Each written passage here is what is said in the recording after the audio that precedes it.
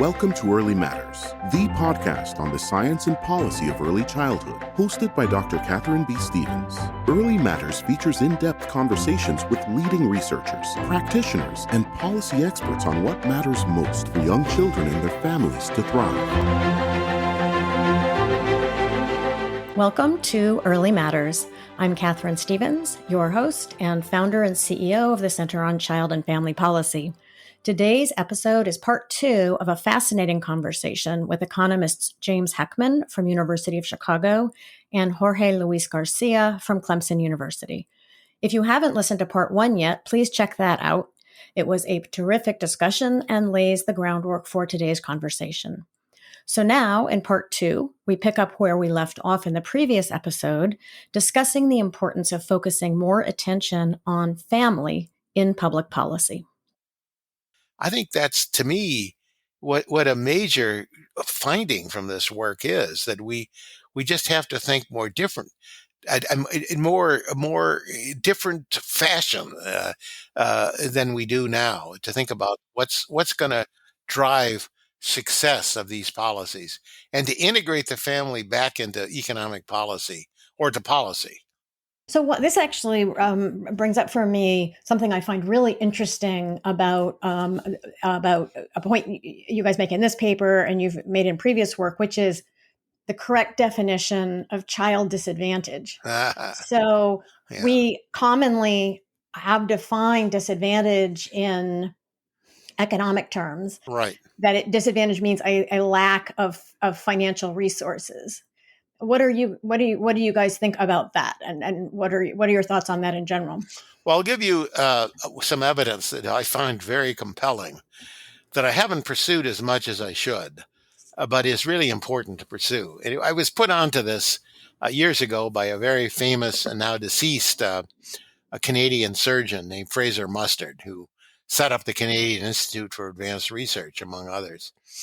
But there was a survey that he had commissioned in Vancouver, it turned out, and by a psychologist who's deceased, but died young, just prematurely. But what he did is he looked at neighborhoods in Vancouver, and he interviewed and looked at assessed the family life, and assessed school readiness on the part of the children in those neighborhoods. And what was interesting was that if you look at school readiness, and even in the middle class and some of the upper middle class neighborhoods, a lot of the kids were not really school ready. They were not really school ready. They were not, for whatever reason, they were not school ready. And that some of the worst neighborhoods showed a lot of school ready children. And without a direct measure, I'm confident that if we could look more deeply into this data, it had to do with the quality of the parenting and the quality of the engagement of the parent in the life of the child. And it's always fascinated me, and it's been replicated. There's a group of people working on this in Los Angeles and in some of the suburbs, like in Pasadena, again, looking at what is essentially a measure of poverty, which is much more inclusive. It's really, what is the environment provided the child, rather than just how much money is hanging around. The examples, there were sociologists who studied this issue here in Chicago years ago. There was something called the Robert Taylor homes. They've been torn down, just like the Pruitt Ego homes were torn down in St. Louis. But the Robert Taylor homes actually, they're violent. I mean, there's no question about it. Gangs were roaming the streets. People were being murdered with shots, and kids. It was not a good life. But what happened was that people found out there were a lot of children who came from those homes, who grew up to be successful middle-class lives.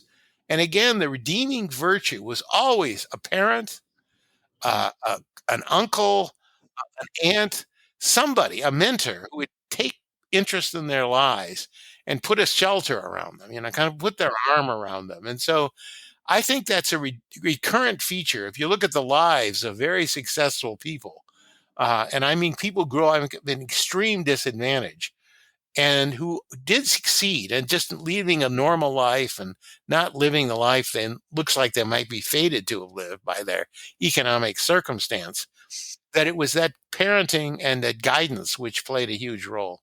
And so I think it's parenting. That's, to me, the true measure of poverty of a child. I honestly believe the parenting style is very, very important. That would be my view. I don't know. Jorge, what's yours?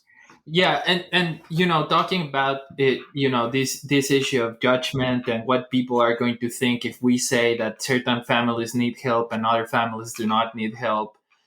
I think there's also a little bit of lack of experience of contact with people who need help because, for other reasons, in some of my other work, I've been in the field here in South Carolina in the last few days. And the first thing that people, when you talk to them, would admit and would not feel judged about if you approach people in a careful and respectful way is that they need help. So one thing is to talk about it in your high horse when you're trying to be intellectual about it, but people need help, and these policies are designed in this way. I think children are getting help, parents are getting help, like I told you, mothers are getting de facto childcare. That does not mean that the time with their kids is going to be reduced. It means that the time that they spend with their kids is going to be better, right? Like less stress, better resourced, with better interactions because the kid is more motivated to interact. And there's some kind of notion that people think that there's in some cases that people are too young for this, but if you interact with 2 3 years old, you'll realize that some of them engage you and some of them don't, right? Yes, absolutely. Right. Actually, it's true of Exactly. infants. Exactly.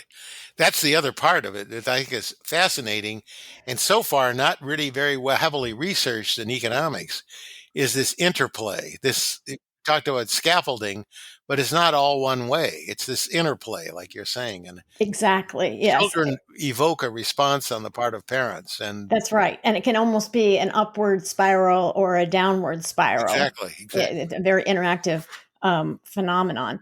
So one of the questions that is obviously debated a lot these days is to what extent programs should be social programs aiming to advance, reduce disadvantage and advance mobility should be targeted at particular populations. What do you guys think about that? And how would you think about what populations to be targeting them to? Well, I mean, I would answer. I mean, I understand that in the context, at least in the U.S., that's often meant by race and ethnicity and so forth. But I think the measure of disadvantage that I was talking about earlier would broaden the notion much more. And it's not a question of race and it's not a question of ethnicity. I think it's a question about parental knowledge. One person you might want to talk to who's done a lot of work on this question of parental knowledge and is actively doing this work in Texas now is Flavio Cunha at Rice. Because he's done a lot of surveys and he's getting, and I guess now that Jorge is engaged in this kind of activity as well, just meeting people and understanding where they're at, what they know and what they don't know, and finding out how often parents are surprised and pleased to know that they can have an effect on the lives of their children. And so I think I would not make it, I don't, targeting in a sense, I will say this though, that if you were to say I wanted to spend money and I wanted to spend, I only could pick out one child out of the whole group of American children for a program that we're describing, say some home visiting or some Perry type program, that I would bet that the most return, or the way that, in the terms of what Jorge was saying, the greatest return would come for the most disadvantaged. And this would generally mean by parents who are not very well educated and frequently not very well, not earning that much, but it's not always a question of earning, but also parents who just don't have any knowledge about parenting and who would benefit. And so it's that sense that I think we want to have a more inclusive measure of that. And the targeting of them we based on something other than just pure cash income or race. I do think, though, that there are some parents who are more engaged. But see, that's where the element of voluntarism can come in.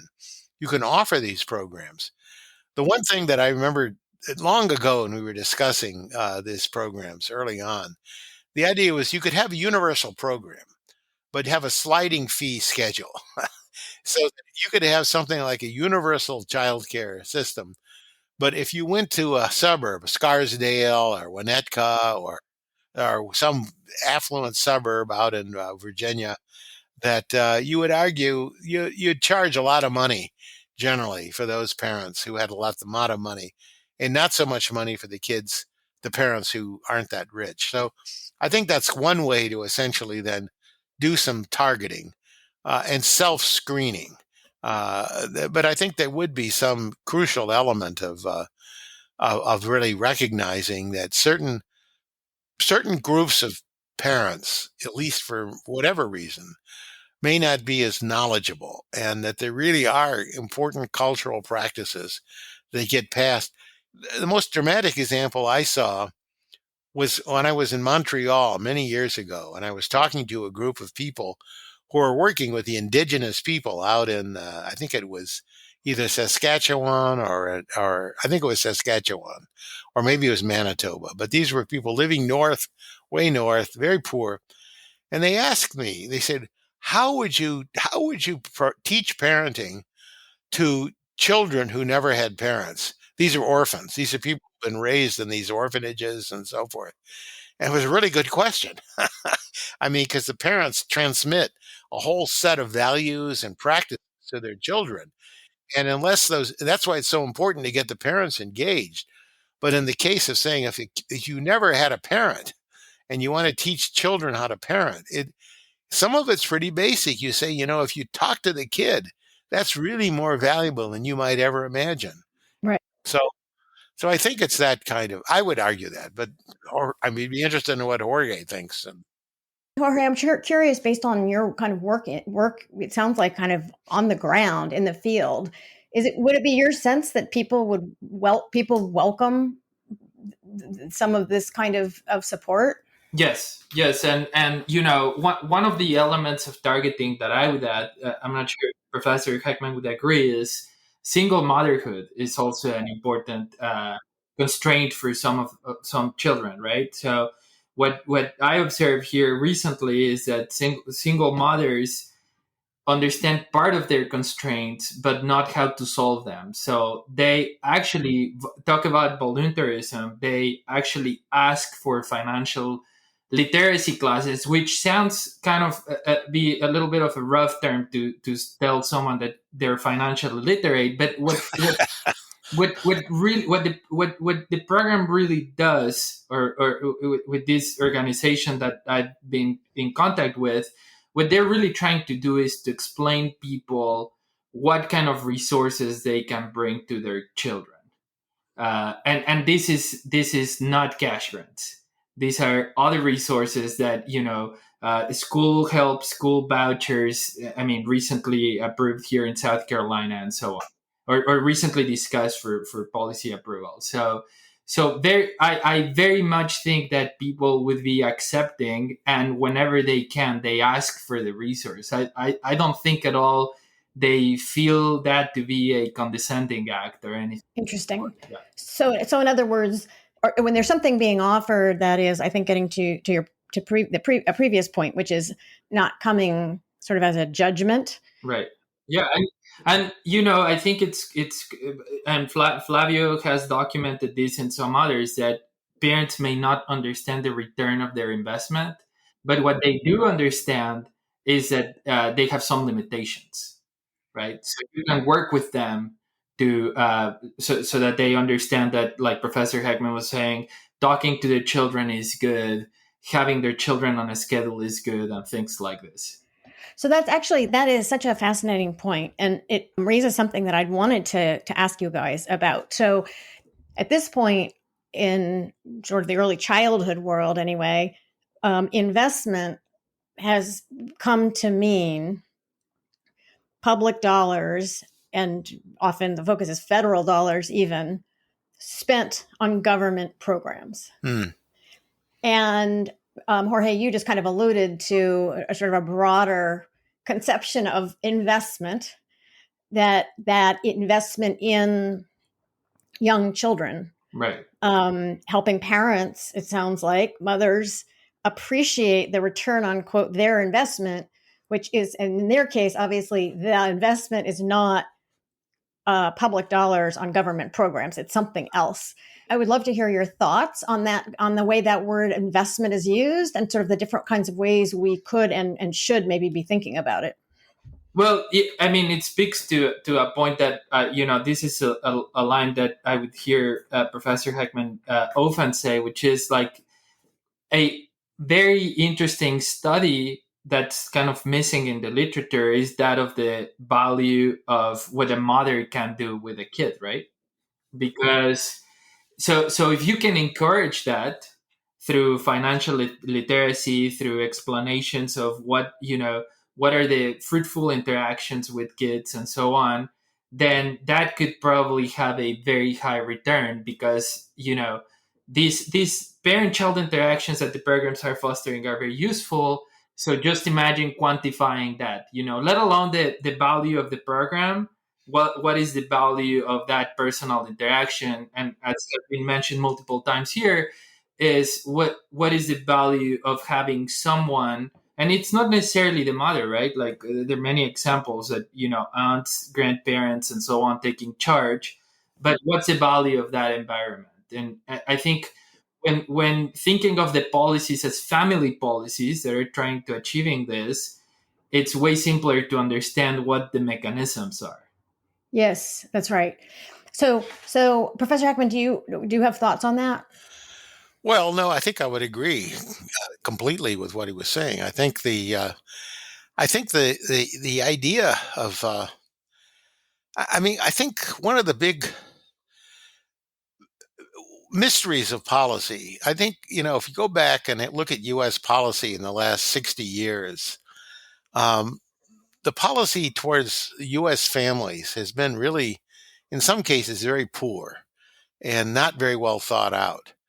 And it's partly based on an ignorance of, I mean, a real ignorance, not an unwillingness to recognize the importance of individual actors in the lives of children and in their own lives. There's a sense in which some people will treat other people as somehow almost passive objects. I mean, this shows up in a number of areas way outside of early childhood. I mean, look at the way that the CBO scores tax tax proposals. We know that people, when they get a tax, will do everything in their power to evade it. Feldstein and many others have shown this in a whole series of studies. And so incentives matter, and incentives matter a lot. And it matters in the family, and it matters outside the family, and it matters in schools, and it matters everywhere. So encouraging people to excellence, but recognizing agency on the part of every actor in the system is what is missing, I think, in a lot of public policy. And I think that somehow we think of people almost as automatons. They will act in a certain way, or for example, we make it easier to gain access to a program, then people will access the program. They'll show up in droves if it's cheap, if it's easy. So this is just basic common sense. This is not deep economics. This is something very, very simplistic, but it's yet something that policymakers typically ignore. And that's the role of the family. It's the role of the neighborhood. It's understanding the structure, this larger role of society. We think of as civil society, the community, the state, and the institutions that support. So it's not just a government program. We think of, churches have and traditionally do. If you go out in the western suburbs here in Chicago, there's a fairly large group of Lutherans, I guess. See a lot of Lutheran churches. And I notice they advertise preschools, and the Catholics are giving preschools, and there are other religious groups as well. And I'm sure there's a religious instruction that goes with it, but I'm also sure that there's a lot of quality in terms of trying to engage the life of the child. So it's bringing in all those other institutions and making people just dealing with people as responsible agents, I think, and but not only holding them accountable, but also in encouraging them to giving them incentives and understanding what positive incentives are and what negative incentives are. And so, but this doesn't mean, this sometimes people will say, oh, we want to increase, participation of children in school. And so some people have suggested, oh, we should pay people for good grades or so forth. And we know from a lot of work, and this goes back to, Alfie Kahn's work, and most recently some of the studies by Fryer and his co-authors, that literally those kinds of payment, it doesn't work in the same way. It's not the kind of incentive that would be the same as actually building internal values in the child and building internal values in the parent. So I think it's the idea that we can create senses of values and accountability and then enrich the lives of people because they're acting as independent or quasi-independent agents. Nobody's ever independent. We are all bound by we have to breathe air and we have to, do things. But at the same time, I think that we sometimes forget the larger civil society, and social policy can become very brutal in the sense of just treating, the individual parent, the individual family, just ignore. Look what happened. Think of the welfare reform movement between the 60s, 70s, and 80s. It was reformed under Clinton. But at one point we were really discouraging families from having the father and the mother living together because of the way that welfare was administered. And we realized the folly of that, and that changed. We got rid of that, or at least it was modified considerably. And so I think understanding those kinds of incentives and respecting people, that's the other part of it. And, understanding that. So I think there's an element, for example, there's some programs that have been proposed for minorities and saying, well, they really can't hack it at school or they can't do it. And that's so degrading because they can hack it at school. But you just holding people to a standard, asking them to make it, but then giving them the dignity of choosing their own lives and pursuing it. So it's their dignity, their lives. But somehow I think we don't want to get in the situation of just categorizing people as, being dumb or smart or not able to do certain things. I think we can actually strive for excellence at every dimension. And it may be less excellent in some absolute scale in some ways than for other areas. But I honestly believe that striving is so important. Engaging is important, I guess, is what I'm saying. So, Jorge, I'm curious with the work that you've been doing, for example, in South Carolina, what is your perception of kind of how incentives function for example, the single mothers you've been describing?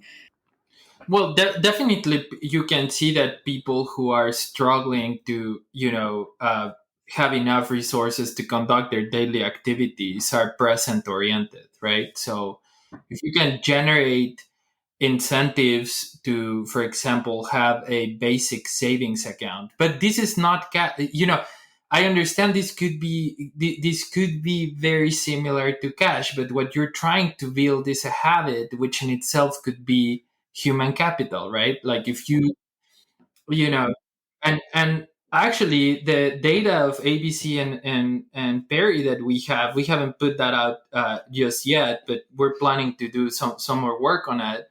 We can actually calculate the extent to which people change in the way in which they're present oriented or not. And Oh, interesting. That's amazing. That is fascinating. yeah, and that's something that some people may think is fixed, and what we're showing is that the programs change it, right? So so that's a very concrete example that I would give you, right? Like your resource constraints, so then you're present oriented, but can this be shifted, and can I have it be formed? I don't really care about the money itself that much. I care about understanding whether this habit is malleable, if that makes sense. Right. So I guess to kind of dig into this a little bit, I guess the problem with being present oriented is motivation doesn't really fit into a present focused frame of mind.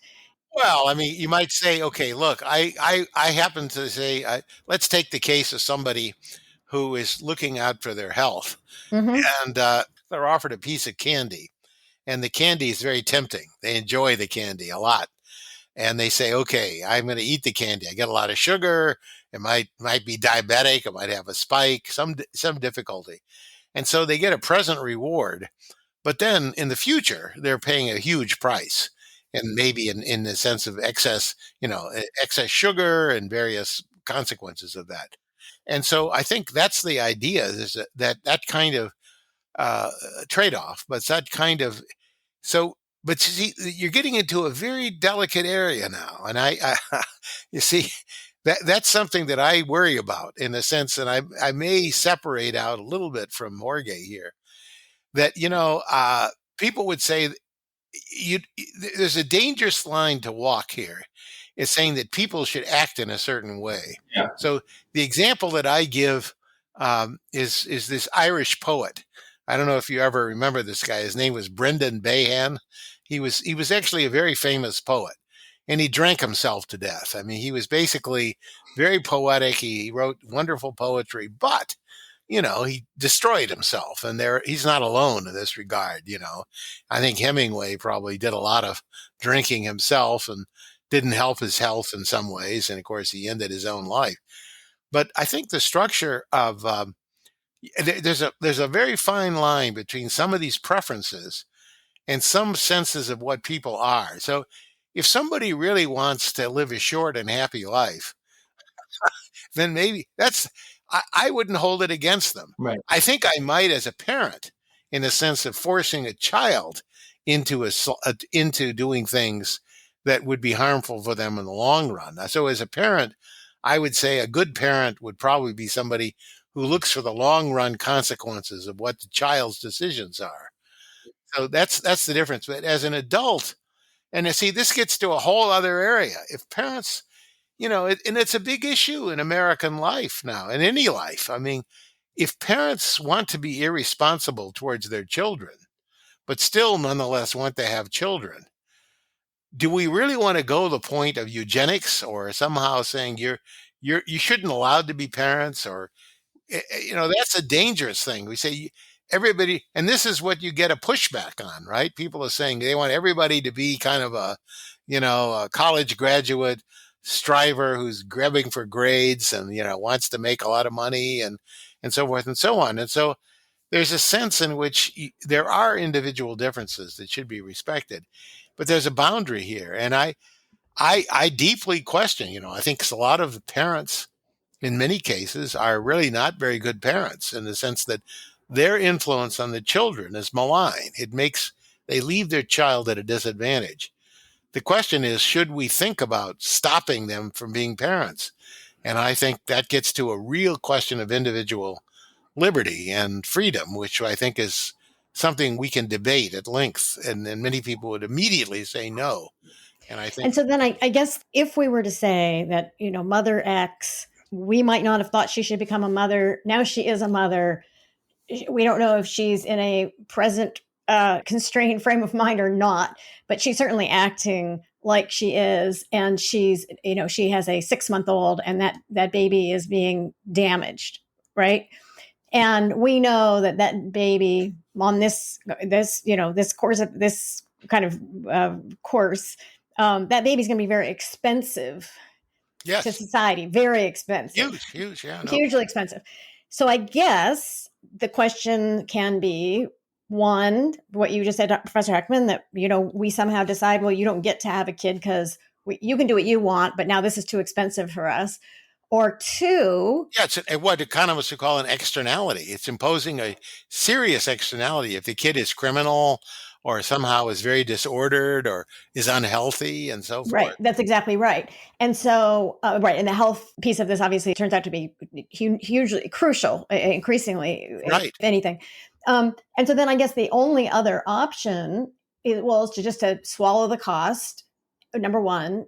Also realizing that child is much more likely to be even more costly than their own life, because they are likely to have children who are also costly, right? Exactly. No. we say, okay, you get to do what you want, but we just are, from this point of view of caring about a baby plus the general sort of public interest, we're going to try to mitigate the effects on the child. Well, yes, but people have tried that in a sense of having like state orphanages, or taking the child away from the parent, and we know that versions of that, when they've tried it, have been disastrous for the Right. child. Well, and then you have home visiting, and on the Right. idea that even if this mother appears to be entirely sort of engrossed in her own what would appear to be counterproductive behavior, at least with respect to bringing her child up, she does care more about her effect on her child than it appears. If we're somehow able to kind of unearth that and nurture it. Yeah, I mean, I- it kind of goes back to the point of this work that we've mentioned, or what I mentioned actually, which is, I mean, it is difficult to think that there's a parent out there who's actively and continuously trying to hurt the kid, right? There are behaviors of theirs that could hurt the kid, but those these interventions, for example, by Flavio, in which they inform the mothers about how productive could it be to invest in their kids and things like this, are a way. I mean, the, we haven't done much work on the foster system too, and there's a line of work there which I don't know what Professor Heckman's view on it is. I don't think the evidence is very robust either way. I don't know, Professor, if you have an opinion on that literature, but there's that system that we have currently, right, where you take away the kid from the parents. I'm not sure that we have a lot of evidence that it's favorable, but I'm not. Whether it makes things better or not is not clear. Well, I think there's a lot of evidence. I think the one recurring theme that I found, Mhm. I mean, we're taking now extreme cases, but and these are important though. This for policy. Yeah. That if the parent is really irresponsible, that's what we're saying, and it's not going to be, it's not going. We can provide information, or we can provide guidance, and the parent just ignores it. Then there's a real question: is should we respect the privacy and the sovereignty of the parent as the parent? I mean, under current law, under civil liberties as we currently define them, we would. But there would be a case for saying no, like you were saying, Catherine, that basically if this child is going to be produced by, it's going to lead to a disordered life and a damaged life, and this kid is going to be growing up and maybe be the kind of the subject of a novel like In Cold Blood or something, then and seriously we might think hard about what to do.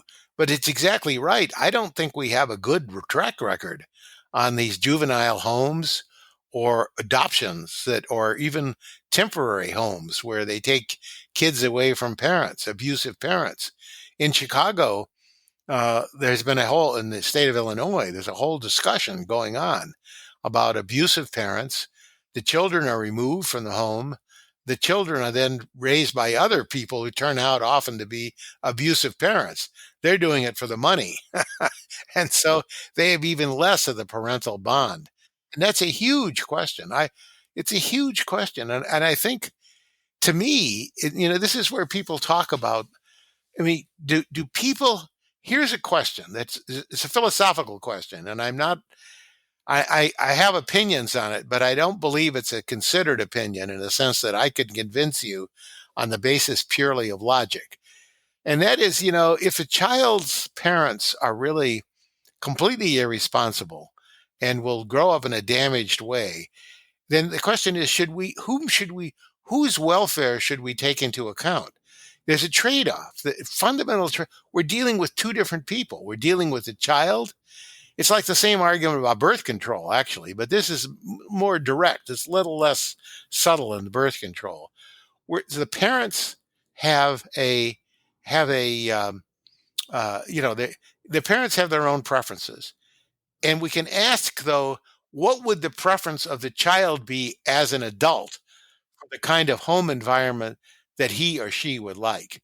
And I think that's a thought experiment. They could lead to some policy advice, but on the other hand, like I think Jorge was saying, the evidence about the alternatives, taking kids away from their parents and raising them in this way, is really very, very, very difficult. I don't think it's not difficult. I don't think it's very beneficial. I haven't seen that many effective programs that you really remove the child.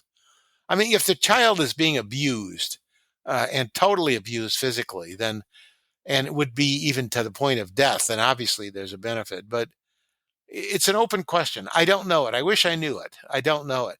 But there are two sets of preferences here. But crucially, it's not just the child today; it's what the child would be. So, so what's the point of view of the child when the child is an adult looking back on the childhood? And that's the issue that I mean, we could talk about what we think it would be, but then that's where people would say, "Oh, you're imposing your values on this family and this child." My strong instinct would be that we're talking about, like, what would it be, like the left tail here, Oh, for these sure, cases, for right? sure.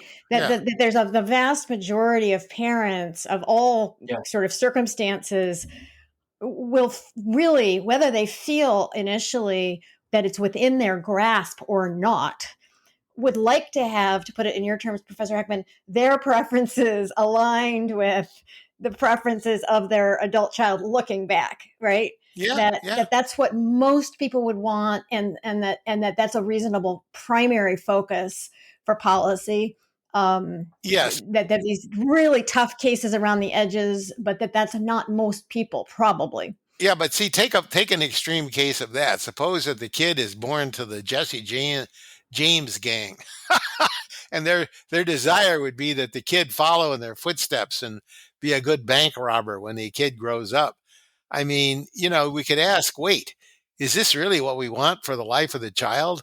Would we even wish this on the child, that he be exposed to an environment of which has so, I mean, I mean, the question of boundaries about who people are and how they become what they are, that's a totally unexplored, well, not totally, but it's an open area. That would be such a fascinating course to Well, there teach. is, there's a woman here. I don't know if you've read about this woman, Agnes Callard. No. Agnes Callard is a philosopher here, and I have a person who knows Agnes Callard very well and has videotaped her work, and we can send you the videotape. I It's would love to informative. see it. But she wrote a book about aspirations, and the issue about aspiration is really how do people. So she's a philosopher. She's not a least bit interested in data in the way that economists are, but she's an intelligent, very intelligent, and articulate human being. And she, the question is, how do we aspire? And so she talks about the trade off between the person you want to become and the person you are today. And again, it's this kind of, it's like an it's a question of like almost two different selves. Whom do I want to be and what am I now? And how do I arbitrage? Which one should dominate? The person I want to be or the person I am today? That's like the candy. Do I want to be obese 5 years from now, or do I want to be healthy? But do I want to be happy today? And I really like chocolate. So I guess I don't know. Those are questions that are truly profound. But the question of childbearing and creating lives that are destroying the life of their own child and maybe hurting the rest of society, that's a non-trivial question. And I think, unfortunately, it's not as extreme as you're making it out to be. I think there's a lot of neglected children who just grow up into. I'm not saying it's 50%, but I'd say there are probably kids somewhere between 5 and 10% of those kids grow up to be pretty violent and pretty unruly and just totally disorganized because they grew up in disorganized families. Right. And then replicate that in future Yeah, they replicate generations, it. right?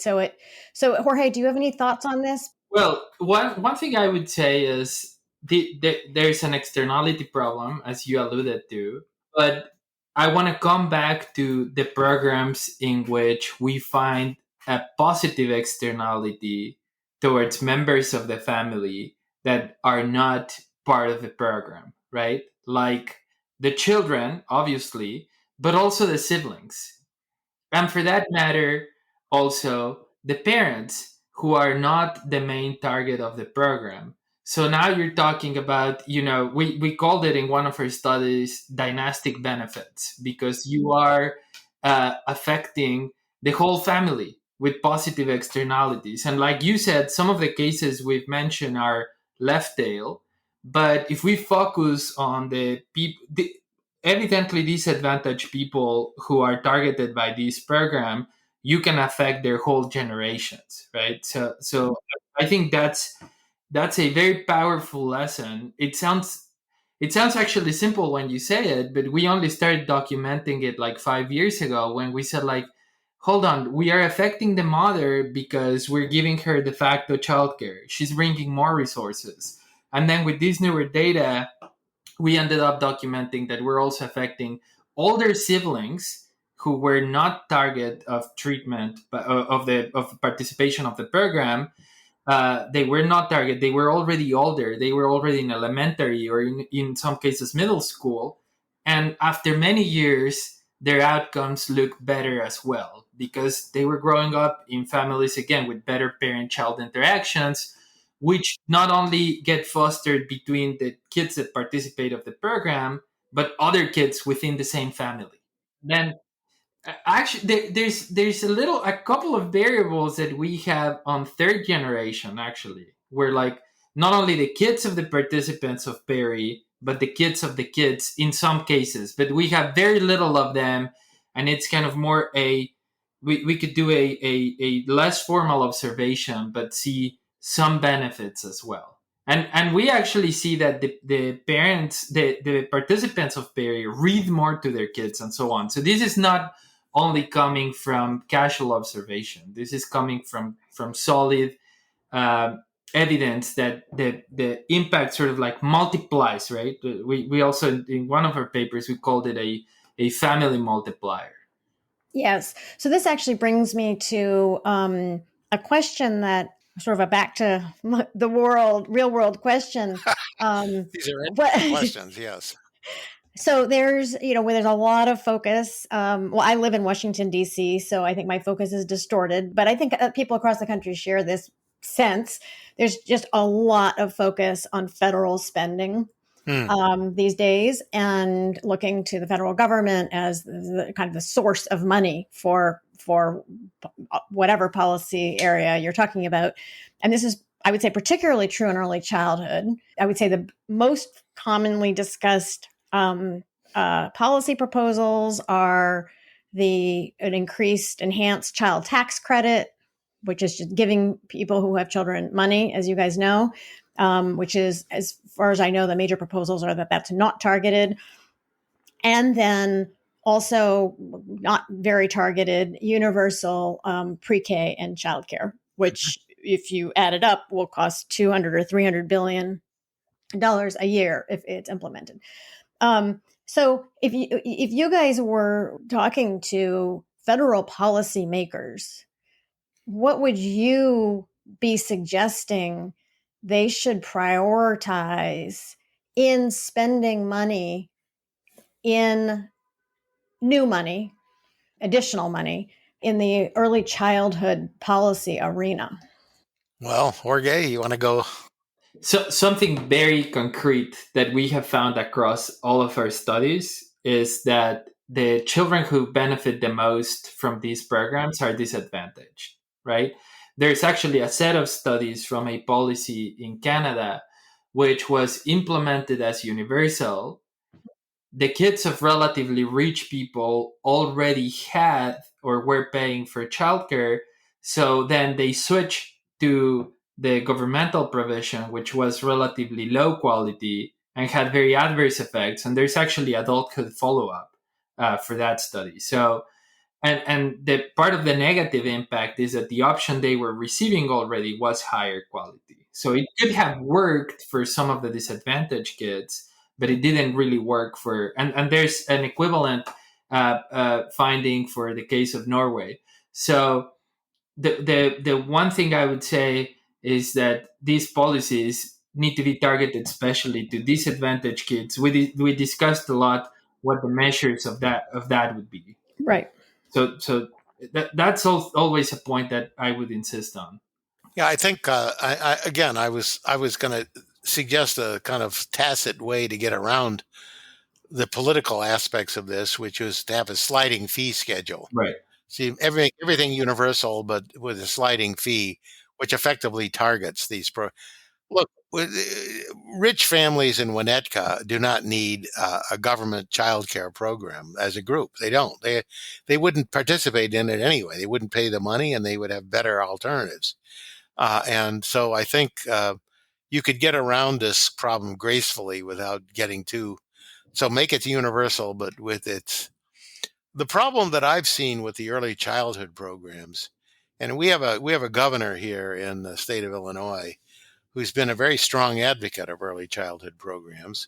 Um, he's now gotten a huge budget for the state for early childhood. But before him, there was a governor, Blagojevich, who served a few years in prison, quite a few actually. And he also got interested in early childhood.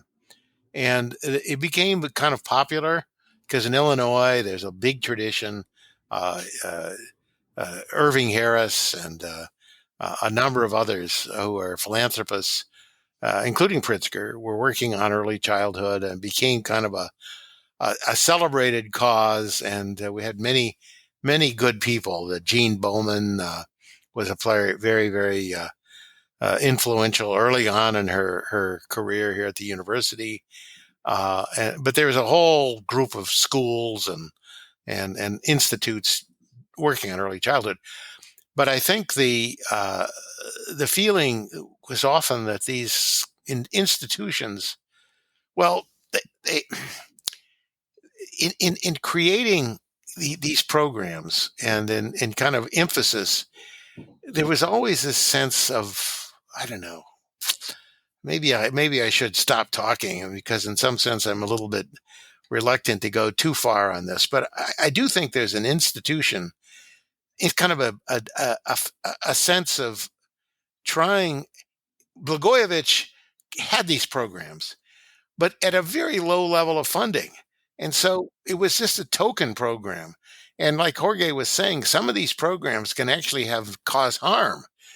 If you take the kid away from the mother and put it into a warehouse, like happened in this program he was describing, you're going to do harm. I mean, it's social and emotional. And so the mother is a huge role. So that's the part that just isn't understood. You're kind of getting into the system. Blagojevich wanted to do something for everybody. And I'm afraid that the Pritzker program has many of the same features. It's a little more generous, but it's universal for the whole state of Illinois. And there are millions, or, at least hundreds of thousands of young kids. And you can take, 250 million and divide by a million and look at it. You've got $250 for a kid. So you're not going to get now it's not a million kids and it won't be $250, but a very cheap, low grade program will look good, will sound good. It's maybe good for election, but it's not going to solve any basic problem. And it's not going to target the group that I think needs it the most. Right. And so would you, if you were co-emperors, say, would you suggest directing more money to the kind of home sort of direct action home visiting programs that you talked about in this recent paper? I personally would. I can't speak for Jorge. Based on what I've seen, and except for this issue that we just discussed, or previously discussed anyway, which was that, we don't know. We rely on the goodwill of the parent. And in many cases, when even parents who aren't that well informed, who don't seem to be that good at parenting, when they get the information, will use it. Most will. But we don't know if all will. And the question is exactly what fraction will use it. and is an issue. And I don't know. I don't think there's enough known about this kind of voluntary participation rate. At least when I've seen it in studied it in China, and I studied it in Jamaica, and when I've seen it in operation in Ireland, that there's been a very high take-up rate. But it's not universal. I mean, some parents don't want to be part of it. It's a nuisance, and they don't care that much, and they think they're doing a pretty good job anyway. So that's my. But I personally think that these programs get to the heart of what it means to raise a child. So that's why I favor it.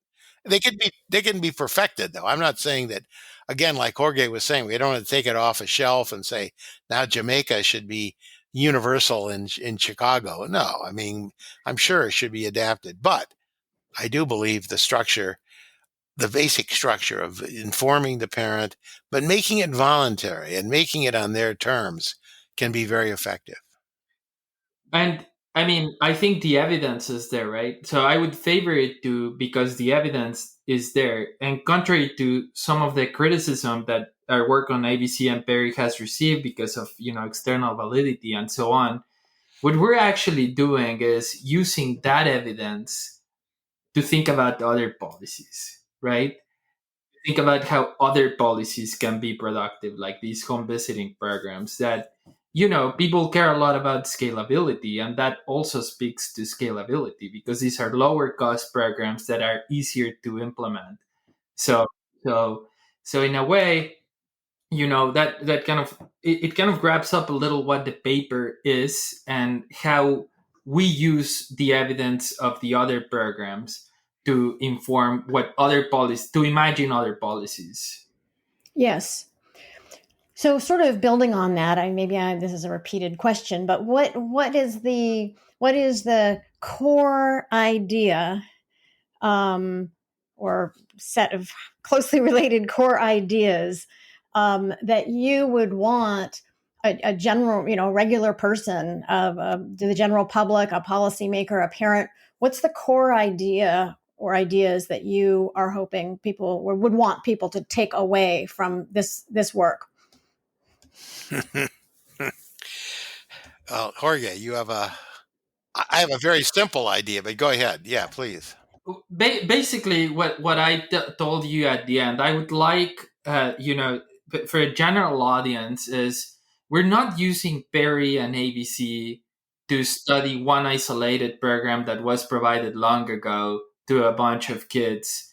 We're studying them to see what the main elements were, who took them up, how they reacted to it, and then how do they compare to current policies or more recent policies. There's a whole program we haven't talked about which aimed to replicate the Abecedarian project in 8 states. And it turns out that when carefully analyzed, it produces very similar impacts to what these other programs produce. And again, this was an adaptation of ABC and Perry. In fact, I see it as a combination because it started early, very early as ABC, but it combined some of the elements of Perry and it had a shorter duration. So, and it had some home visits.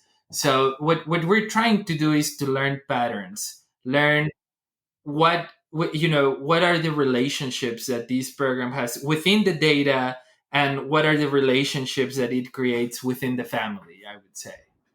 So yeah, but I look forward to hearing what the simple idea is from from Professor Heckman. Well, I would just, honestly, it sounds very naive and not exactly what economists are usually. There's a very famous economist, D.H. Robertson was his name. He was from another era, back in the 40s and 50s, but he wrote books that people read and still read. But he wrote an article which was even not on this topic, but it's close, and so I'll cite it because it captures what I think is the essence. And he wrote a book, and the essence of the book was about the scarcest commodity in the economy was love. And what he meant was love, trust. He meant a sense, and I think in the parental life, I think that's the scarcest commodity. I really think so. I mean, so if we were to play the theme song of my view, it would probably be from the Beatles, all it takes is love. But it's true. I think if you get a parent, because if the parent loves the child, then they're going to respond to these home visiting programs. They're going to do everything in their power to do what's best for the parent, for the child. And even if it involves sacrifice, because that true love, the parental love, the altruism is something that is very hard to reproduce. And if the love isn't there, if the care isn't there, then I think we should do everything in our power as a society to cultivate it. And I know we can't force people to love, but I think we can at least tell people that they're responsible and that they can make a difference in the lives of their children and how they can help.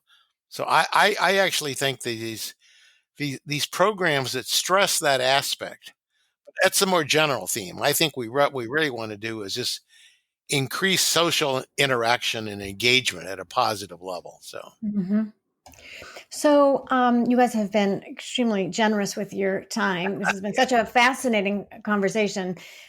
Just to close out, what's next? Are there further questions that have emerged from this work that you're intending to explore further? What remaining questions do you see as crucial? Now what? Jorge. Well, I mean, there's it. I guess I don't know how popular this point of view is right now in our profession, as we have expressed, but replicability of evidence is fundamental to science, right? And this is not a very popular view in the sense that people many times would tell you, oh, why do you need to test this idea again? But these ideas need to be tested in different contexts, and policies need to be adapted, rethought, and implemented. So to me, that's a big next. Part of this program that I just recently mentioned is that, and it's kind of an older program, but it has follow up at age 18, and that's part of some of the work I'm doing right now. What is next is also creation of policies that foster human capital in other areas like the labor market. That's something that's interesting. And I think what's next is that, at least in plans, we're planning to a book, Professor Heckman and myself, with all of what we have learned in this. It sounds incredible, but we've been working on this together for 10 years, actually. And and some people would actually tell you that that's a lot and why you've worked on that so much. But to me, I say it with a source of pride, because some of these ideas actually did come up 10 years ago, but they take a lot of work to verify, corroborate, construct the appropriate data, wait for the data to appear. So far from being embarrassed from it, I look forward to keep constructing it and to keep understanding what family policies are and how can they alleviate poverty through the fostering of human capital, not through the granting of resources for free or anything like that. Although that needs to be studied as well, right? Because we need to have the evidence on it too. Yeah, I would second that. I'm looking forward to writing up these studies, and like in any study, there'll be more ideas that will come, but consolidating this work and putting together the pieces, nobody's done that now. I do think we have something to say, and we will say it. So I'm looking forward to that.